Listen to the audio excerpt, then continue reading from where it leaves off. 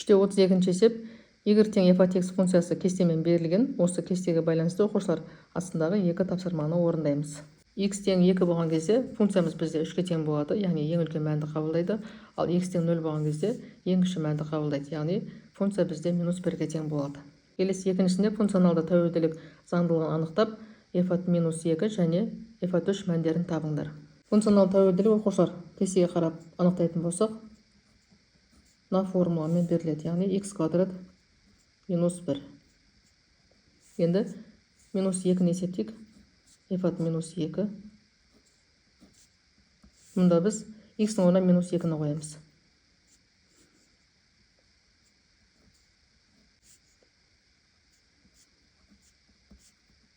Төрт азайтылған 1 тең болады 3-ке. Енді келесі f от 3-ті есептейік. 3-дің квадраты -1 тең 9 азайтылған 1 тең болады 8-ге.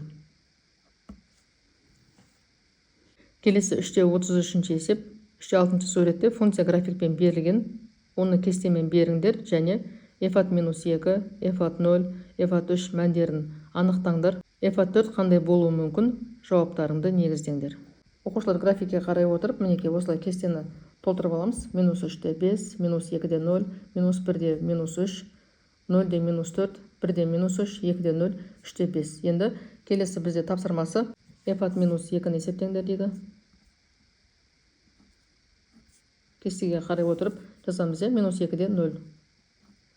Келесі f от 0-ді анықтаймыз. 0-ді қойған кезде оқушылар ол -4-ке тең. Енді f от 3-ті есептейміз. f от 3-те 5-ке тең. Енді бізге 4.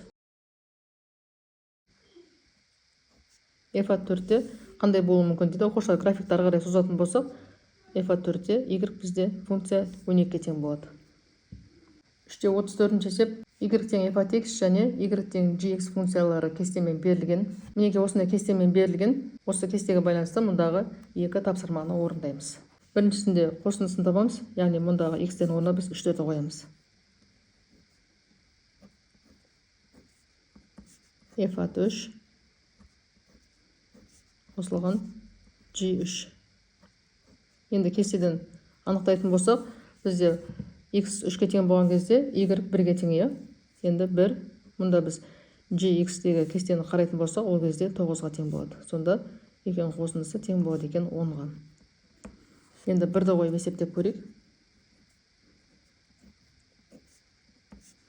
f от 1 қосылған g1. 1-дегі мәні 5-ке тең, ал g от 1-дегі мәні 1-ге тең. Сонда қосындысы тең болады 6-ға. Енді келесі екіншісінде rx тең f от x көбейтілген gx-ті есептейміз. Енді мұнда біз 2-ні қояйық.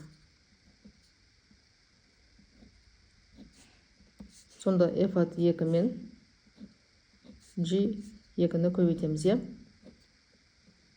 Кестеге қарап анықтайтын болсақ, f от 2-ні қойған, яғни 2-ні қойған кезде бізде функция 3-ке тең болады. Ал g-дағы кестені қарайтын болсақ, 2-ні қойған кезде 4-ке тең болады. Сонда тең болады екен 12-ге. Енді r4-ті есептейміз. Бірдесін орнына қойып жасайын. 4 қойған кезде бізде -1-ге тең. Көбейтеміз. Келесі астындағы кестедегі біз x-ның орнына 4-ті қоятын болсақ, 16-ға тең болады. Функция 16-ға тең. Сонда екеуінің көбейтіндісі тең болады -16-ға. 3-те 35-ші есеп. Қалааралық автобус тұрақты 80 км/сағ жылдамдықпен жүріп келеді. Автобустың Т сағатта жүрген жолы s км деп алып, келесі кестені толтырыңдар. Бізде жылдамдығы 80 км/сағ.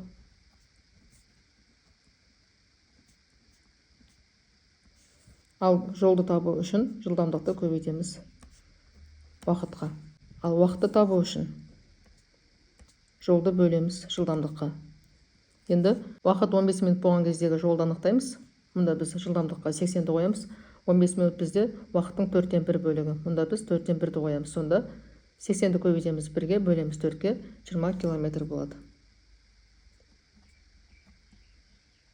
30 минут ол бізде жарты сағат. Бізде 1 сағатта 80 километр болатын болса, 30 минутта 40 километр болады. Енді 80 километр 1 сағатта 80 километр жүреді. Мінекей мұндағы жылдамдыққа қарап айтсақ болады. 1 сағат. Енді мұнда біз 2 сағатта 160 деп аламыз. 120 мінекей бізде 40 пен 80-нің қосындысы қоя, сонда 1 сағат 30 минут болады.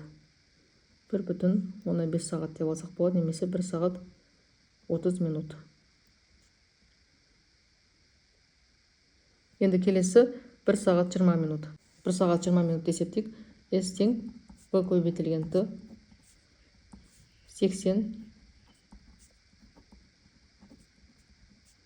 80 километр сағат көбейтеміз. 1 сағат 20 минут 1,3-тен 2 болады, 3-ке бөлгендегі, жоқ, 3-ке бөлгендегі 1 бөлігі ғой, 3-тен 1 сағат. Сонда 80 көбейту 3-тен 4 деп аламыз, я?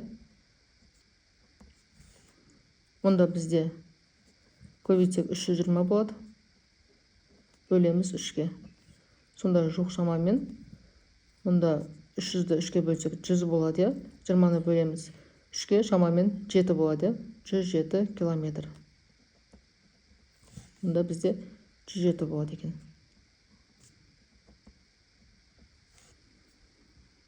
Үште 36 есеп, көрсетілген аралықта берілген қадам бойынша функцияны кестемен беріңдер, және анықталған мәліметтер бойынша көрсетілген аралықта оның графигін салыңдар.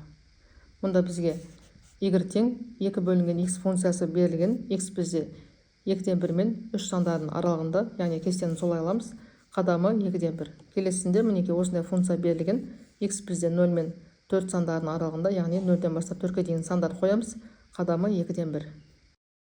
Мына функцияны пайдаланып кесте құрамыз. Бізде x, яғни анықталу аймағы 2-ден 1 мен 3 сандарының аралығында 2-ден 1, 1, 1,2-ден 1, 2, 2,2-ден 1, 3 деп аламыз. Яғни қадамы 2-ден 1, я? Енді мұнда біз x-ның орнына 2-ден 1-ді қоятын болсақ, y 4-ке тең болады, сол сияқты 1-ді қойсақ 2-ке тең болады, 1,2-ден 1-ді қойсақ 1,3-тен 1-ге тең болады, 2-ні қойсақ 1-ге тең болады, 2,2-ден 1-ді қоятын болсақ 5-тен 4-ке тең болады, ал 3-ті қоятын болсақ 3-тен 2-ге тең болады. Енді осы нүктелерді координаталық жазықтыққа белгілейміз, барлығын қосқан кезде мінекей осындай функцияның графигі шығады. Екінші тапсырмасы мінекей осындай функция берілген. Бізде x 0 мен 4 сандарының аралығында, яғни анықталу аймағы 0, 2-ден 1, 1, 1,2-ден 1, 2, 2,2-ден 1, 3, 3,2-ден 1, 4 болады. Енді орнына қойып есептеген кезде мінекей функцияның мәндері осылай шығады. Енді осы нүктелерді мұнда белгілейміз, координаталық жазықтыққа нүктелер қосамыз, мінекей осындай график шығады. Келесі 3-те 37 есеп, катердің тынық судағы жылдамдығы 30 км сағат, кестеде катердің өзен ағысымен Т сағат жүзгендегі мәліметтері жазылған. Осы мәліметтерді пайдаланып астындағы 4 тапсырманы орындаймыз.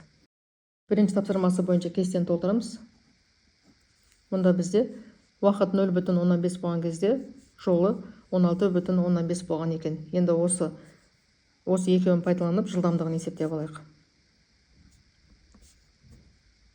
Жолды уақытқа бөлеміз. Сонда 16,15-ті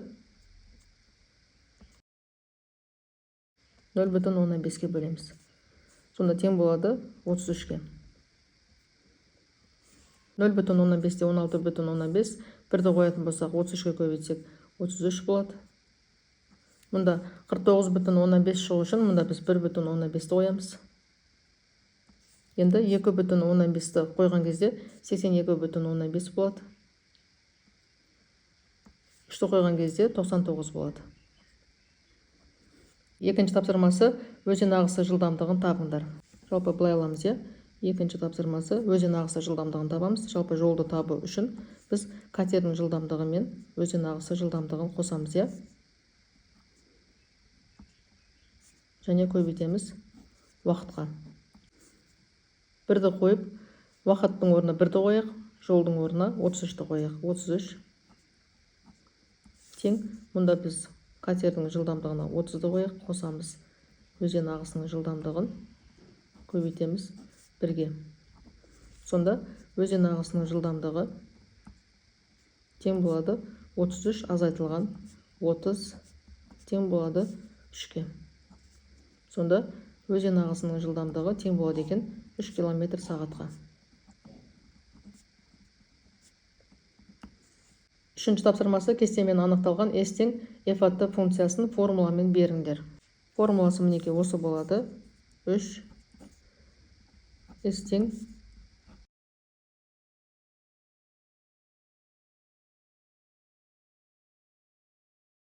Төртінші тапсырмасында біз графигін сызуымыз керек. 0,15-те 16,5 шамамен мына жерде, 1-де 33, келесі 1,15-те 49,5 шамамен мына жерде, 2-де 66, келесі 2,15-те 82,5, 3-де 99. Неге осы нүктелерді қосамыз.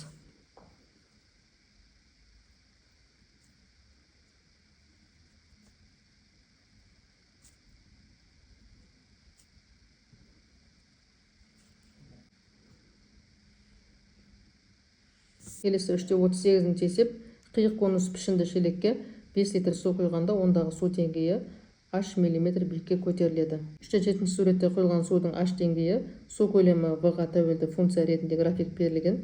Сол графикті пайдаланып оқушылар астындағы 4 тапсырманы орындаймыз. Графикке қарай отырып анықтаған кезде көлемі 1 литр болған кезде биіктігі 90 мм, 3 литр болған кезде 180 мм, 5,15 литр болған кезде 260 мм. Ал биіктігі мінекей осы мәндерге тең болған кезде көлемі мінекей осы мәндерге тең болады екен.